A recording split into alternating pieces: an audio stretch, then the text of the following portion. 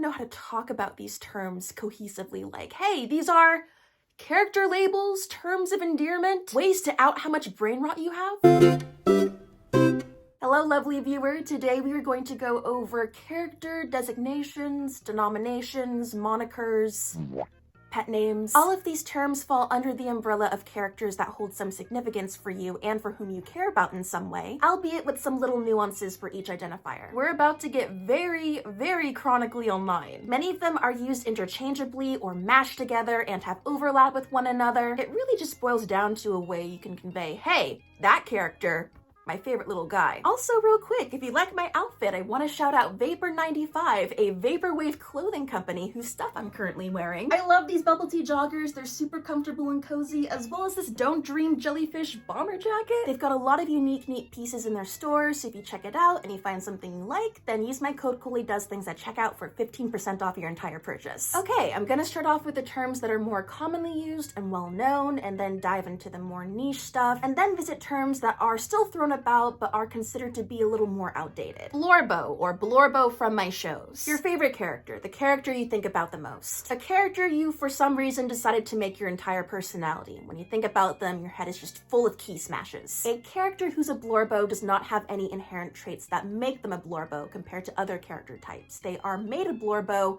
by your love for them. Popular things you hear about blorbos include, I want to put them under a microscope and study them. I want to set my blorbo on fire. I want to stick my blorbo in a jar and then shake them up a little. Babygirl specifically refers to a grown fictional man you're very endeared to, very often male wife material with some sort of mentally ill horror quality about them. That's gonna sound so bad out of context. Can fall under the pathetic or problematic spectrum as well. Little Meow Meow, also known as Poor Little Meow Meow or just Meow Meow. A character that's your morally gray slash sad slash unpopular slash controversial slash problematic slash otherwise pathetic fave. My favorite description of a little Meow Meow is, and I quote, "It's like watching a Victorian woman throw breadcrumbs at a starving, orphaned, homeless child. Think miserable, soaking wet cat with the biggest, wobbliest, watery eyes." Little Meow Meows often contain some degree of self-loathing or self-inflicted pain as well. You can't have a good guy be a little Meow Meow though. The character has to have committed atrocities at some point and be somewhere on the chaotic neutral to evil sliding scale. Wooby, a character you want to comfort. They're typically put under constant stress and angst to create emotional attachment to them. Lots of personal tragedy and trauma in their backstory, their past. You just feel sorry for them. Like you want to give them a pat on the back, bundle them up in a blanket, give them some tissues and a hot drink and say, hey, it'll be okay. My beloved, a character you see in a positive light and who you usually respect. Kin, a character you feel a very deep connection and closely relate to and identify with. If character X is your kin, then you are a character X kinny, and you kin them. Like you kin your kin. It's both a verb and a noun. Comfort character. A character that brings you comfort and helps you feel safe and happy when you're upset, stressed, sad. You adore them and are emotionally attached to them. Scrunkly, also called scrumble, scrunkle, scrungly wungly. They're just a silly little guy. A my baby character that gives you cuteness aggression. They're a character that gives you so many feelings that you want to destroy them. Lovingly, usually. Squeeze them like a stress toy, crush them, eat them, num num num num num. Traditionally has some gremlin energy present, but not a requirement. Scrimlow Blimblow, Scrimble or Scrimlow for short. A character that's your underappreciated, underrated, perhaps outdated phase. Scrunkly and Scrimlow are often paired together, Scrunkly Scrimlow, as a common term of endearment for a funky character that you would maybe whack around a little but also protect with your life. Spoingle, a small and squishy character you can pick up in a single hand and squish lovingly. There's overlap with Scrunkly, but a Spoingle must be inherently small and squishable. A Spoingle could be a Scrunkly, but a Scrunkly is not always a Spoingle. Glup Shitto, a character that's your obscure fave. They could appear in the background of a scene for 0.2 seconds and you won't shut up about it for the next 2 weeks. Scrunglow, basically the same as blorbo, just more video game centric. Also not usually a conventionally attractive character. Mippy, a weird but cute and precious character. The meme, I love character X, they're such a scrunkly scrimblow, a little spoingle, maybe even a mippy, is basically just a way to say they are a blorbo, except more unhinged.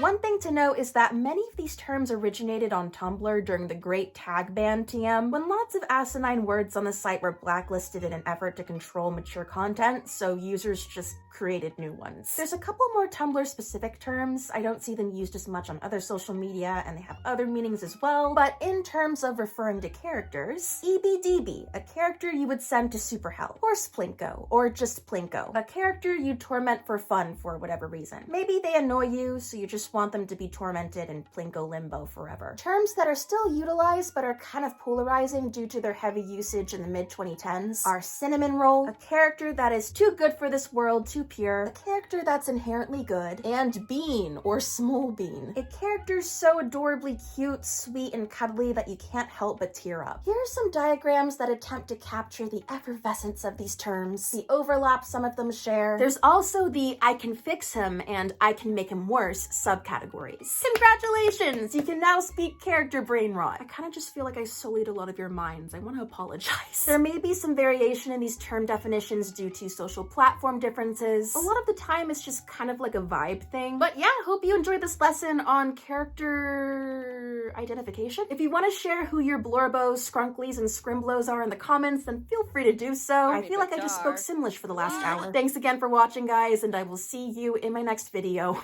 Bye! 안녕.